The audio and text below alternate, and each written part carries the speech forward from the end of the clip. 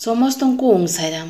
ଚାଲନ୍ତୁ ଆଜି ଶୁଣିବା 8ଟି ସୁନ୍ଦର ଟିପ୍ସ। ଭିଡ଼ିଓକୁ ଶେଷ ପର୍ଯ୍ୟନ୍ତ ଦେଖନ୍ତୁ, ଶୁଣନ୍ତୁ। ଯଦି ପସନ୍ଦ ଆସିବ ତାହେଲେ ସବସ୍କ୍ରାଇବ୍କୁ ଟଚ୍ କରିକି ବେଲ୍ ଆଇକନ୍କୁ ଟଚ୍ କରିଦିଅନ୍ତୁ। ତାହେଲେ ଚାଲନ୍ତୁ ଶୁଣିବା। ପ୍ରଥମେ ଶୁଣିବା, ପାଣି ପିଇ ସାରି ଦୌଡ଼ିଲେ ପେଟ ଦରଜ ହୁଏ କାହିଁକି? ପାଣି ପିଇ ସାରି କିଛି ସମୟ ବିଶ୍ରାମ ନେବା ଦରକାର। ଏହାଦ୍ୱାରା ପିଇଥିବା ପଦାର୍ଥ ପେଟରେ ଥିବା ଅନାବଶ୍ୟକ ଅନ୍ତନଳୀକୁ ଚାଲି ଯାଇଥାଏ। ଚାଲିବା ଓ ଦୌଡ଼ିବା ଦ୍ୱାରା ପ୍ରକ୍ରିୟା ଅଧିକ ହୁଏ, ତେଣୁ ପେଟ ଦରଜ ଲାଗିଥାଏ। ତାପରେ ଶୁଣିବା, ପକ୍ଷୀମାନଙ୍କର ଅଣ୍ଡା ଧଳା ହୋଇଥାଏ କାହିଁକି? ପକ୍ଷୀମାନେ ନିଜର ଖାଦ୍ୟ ସହିତ କ୍ୟାଲସିୟମ ଯୁକ୍ତ ପଥର ଖାଇଥାନ୍ତି, ଯାହାକି ସେମାନଙ୍କର ଅଣ୍ଡାର ଖୋଳପା ତିଆରି କାମରେ ଆସିଥାଏ। ଅଣ୍ଡାର ଖୋଳପାଟି କ୍ୟାଲସିୟମ କାର୍ବୋନେଟରେ ତିଆରି ହୋଇଥାଏ। ଏହି କ୍ୟାଲସିୟମ ଯୋଗୁଁ ଅଣ୍ଡାର ରଙ୍ଗ ଧଳା ହୋଇଥାଏ।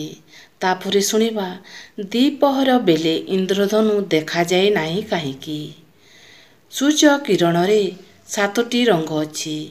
ଖରା ପଡ଼ିଥିବା ବେଳେ, ବର୍ଷା ହେଲେ ସେହି ବର୍ଷା ବିନ୍ଦୁ ଉପରେ ସୂର୍ଯ୍ୟ କିରଣ ପଡ଼ି ଭିନ୍ନ ଭିନ୍ନ ରଙ୍ଗରେ ପ୍ରତିଫଳିତ ହୋଇଥାଏ। ସେହି ରଙ୍ଗର ସମାହାର ହିଁ ଇନ୍ଦ୍ରଧନୁ ରୂପରେ ଦେଖାଯାଏ।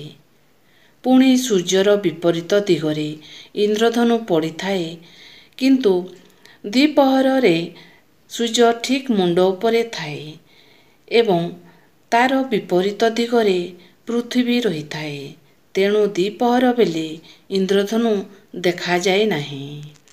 ତାପରେ ଶୁଣିବା, ସୂର୍ଯ୍ୟଙ୍କ ଆଡ଼କୁ ଚାହିଁଲେ ଛିଙ୍କ ଆସେ କାହିଁକି? ଆମର ନାକର ଛିଦ୍ରମାନଙ୍କର ଏପରି କିଛି ସମ୍ବେଦନଶୀଳ କୋଷ ଥାଏ, ଯାହାକି ବାହାରର କ୍ରିୟା ଦ୍ୱାରା କ୍ରିୟାଶୀଳ ହୋଇଥାନ୍ତି। ଠିକ୍ ସେହିପରି ଆମେ ସୂର୍ଯ୍ୟଙ୍କ ଆଡ଼କୁ ଚାହିଁଲେ ସେତେବେଳେ ଏହି ସମ୍ବେଦନଶୀଳ କୋଷ ସୂର୍ଯ୍ୟଙ୍କର କିରଣରେ କ୍ରିୟାଶୀଳ ହୋଇଥାଏ, ତେଣୁ ଆମକୁ ଛିଙ୍କ ଆସେ।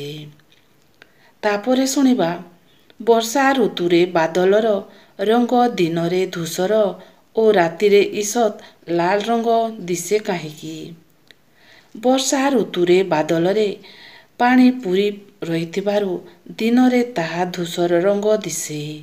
ମାତ୍ର ରାତିରେ ପୃଥିବୀର ଆଲୋକିତ ଅଂଶ ସୂର୍ଯ୍ୟଙ୍କ ପଟରୁ ଦୂରକୁ ଚାଲିଯିବାକୁ ଲାଗିଥାଏ, କିନ୍ତୁ ସୂର୍ଯ୍ୟ ଆଲୋକର କିଛି ଲାଲ ରଙ୍ଗ ସେତେବେଳେ ମଧ୍ୟ ପୃଥିବୀ ଉପରେ ପଡ଼ିଥାଏ, କାରଣ ଏହି ଲାଲ ରଙ୍ଗଟି ସବୁଠାରୁ ଅଧିକ ଦୂରକୁ ଯାଇପାରେ। ତେଣୁ ବାଦଲରେ ଏହି ଲାଲ ରଙ୍ଗ ପଡ଼ିବାରୁ ବାଦଲ ରାତିରେ ঈଷତ୍ ଲାଲ ରଙ୍ଗର ଦେଖାଯାଇଥାଏ। ତାପରେ ଶୁଣିବା, ମଣିଷ ଅଧିକ କାର୍ଯ୍ୟଭାରର ନିଜର ବାଲକୁ ଟାଣିଥାଏ କାହିଁକି? ମଣିଷର ପରିଶ୍ରମ ଦୁଇ ପ୍ରକାର, ଶାରୀରିକ ଓ ମାନସିକ। ମନୁଷ୍ୟର ମାନସିକ ଚିନ୍ତାରେ ଓ କାର୍ଯ୍ୟଭାର ବଢ଼ିଚାଲେ। ଏହାର ପ୍ରଭାବ ମସ୍ତିଷ୍କରେ ପଡ଼ିଥାଏ ଓ ମୁଣ୍ଡଭାର ଭାରୀ ହୋଇ ବିନ୍ଧେ। ତେଣୁ ହାତରେ ବାଲ ଟାଣିବା ଦ୍ୱାରା ମୁଣ୍ଡର ଚମଡ଼ା ଭିଡ଼ି ହୋଇଥାଏ।